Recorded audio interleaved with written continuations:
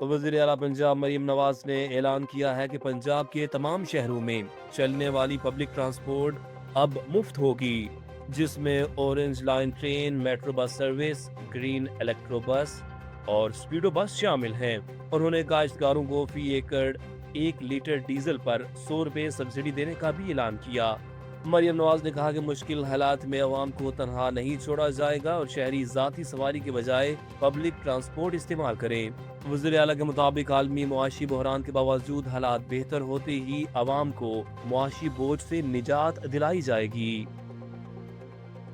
वज़ीर आज़म शहबाज शरीफ की हिदायत पर इस्लामाबाद में तमाम सरकारी ट्रांसपोर्ट शहरियों के लिए मुफ्त कर दी गई है।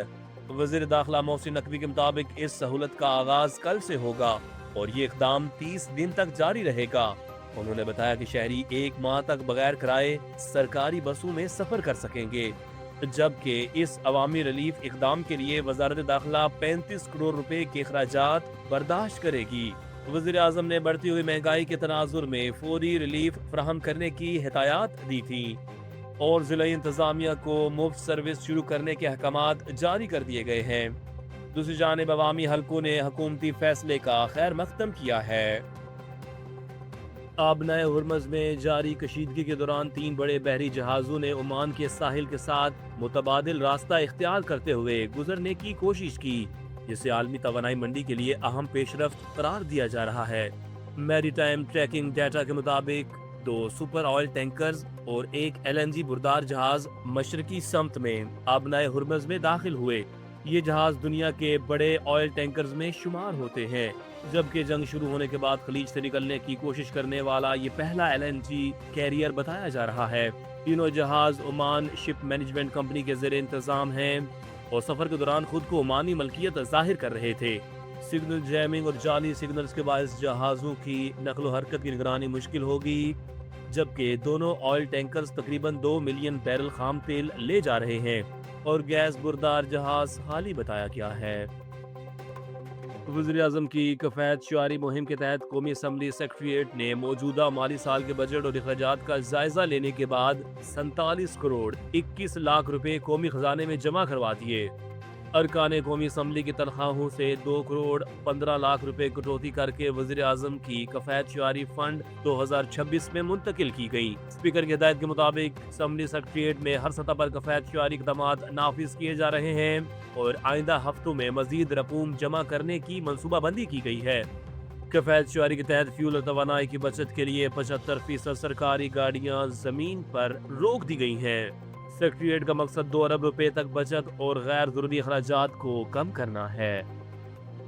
अमरीकी सदर डोनाल्ड ट्रंप की हुकूमत में बड़ी सतह पर तब्दीलियों का आगाज हो गया है, जिसके बाद मजीद बरतरफियों के खदशात जाहिर किए जा रहे हैं। अमरीकी अखबार के मुताबिक अटॉर्नी जनरल पैम बोंडाई की बरतरफी के बाद काबीना में बेचैनी पाई जाती है और सीनियर हुकाम अपने ओहदों की गैर यकीनी सूरत हाल का शिकार है। मुमकिना तौर पर FBI डायरेक्टर काश पटेल, सेक्रेटरी आर्मी डैनियल रिस्कल और अमरीकी वजीर मेहनत लोरी चैवेज ट्रायमर भी फहरिस्त में शामिल हैं। गुज़श्ता माह होमलैंड सिक्योरिटी सेक्रेटरी क्रिस्टी नॉम को भी बरतरफ किया जा चुका है। ईरान ने अमेरिका को खबरदार किया है कि अगर ईरानी पावर प्लांट्स को निशाना बनाया गया तो वह खित्ते में तवानाई की इंफ्रास्ट्रक्चर और अमेरिकी शेयर्स रखने वाली टेली कम्युनिकेशन और इंफॉर्मेशन कंपनियों पर जवाबी हमले करेगा। ईरानी फौजी तर्जुमान इब्राहिम जुल्फकारी के मुताबिक ईरान की धमकियों के जवाब में तेहरान सख्त रद्द-ए-अमल देगा। बयान में कहा गया कि मुमकिना अमेरिकी हमलों की सूरत में खित्ते की अहम तवानाई की तनसीबात और अमेरिकी मफादात वाली कंपनियां ईरानी कार्रवाई का हदफ बन सकती हैं।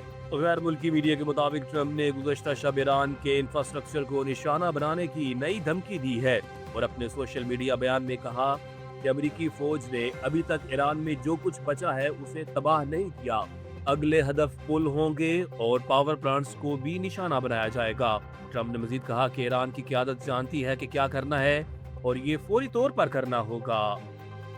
ईरान की पासदारान इनकलाब ने दावा किया है कि उसने अमेरिका और इसराइल के खिलाफ जवाबी कार्रवाई करते हुए खित्ते में अहम फौजी अहदाफ को निशाना बनाया। बयान के मुताबिक ऑपरेशन वादे सादिक 4 की 90वीं लहर में अमेरिका और इसराइल की फ़िज़ाइया के 7 एयरबेसेस को हदफ बनाया गया। پاسداران انقلاب کا کہنا ہے کہ بحرین میں ایک بین الاقوامی ٹیکنالوجی کمپنی کے کلاؤڈ سینٹر کو بھی نشانہ بنایا گیا۔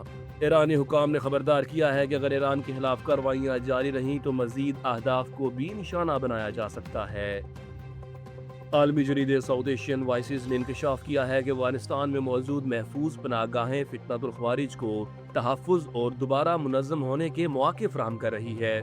جریدے کے مطابق افغان طالبان رجیم اور فتنۃ الخوارج کے نظریات میں مماثلت پائی جاتی ہے۔ رپورٹ میں کہا گیا ہے کہ پاکستان نے سرحد پار دہشت گردی روکنے کے لیے بارڈر کنٹرول اور سفارتی سطح پر مسلسل کوششیں کی۔ ماہرین کے مطابق افغانستان میں دہشت گردوں کی موجودگی خطے میں کشیدگی اور سفارتی تناؤ میں اضافے کا باعث بن رہی ہے۔